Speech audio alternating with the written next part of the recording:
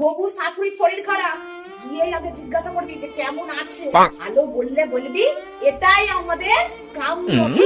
আচ্ছা, কি কি ওষুধ খাচ্ছে সেটাও জিজ্ঞাসা করবি। ওষুধের নাম বললে বলবি খুব ভালো ওষুধ, আপনি তাড়াতাড়ি সুস্থ হয়ে যাবেন। ডাক্তারের নাম জিজ্ঞাসা করবি, করে বলবি খুব ভালো ডাক্তার, নাম করা ডাক্তার। আর যা যা বলবি সব হাসি মুখে হেসে হেসে বলবি বাবু। হ্যাঁ ঠিক আছে মা, এবার চলো চলো। শাশুড়ি মা, শাশুড়ি মা ভালো আছে? আর বাঁচার ইচ্ছা নাই বাবা, মরতে পারলেই বাঁচি।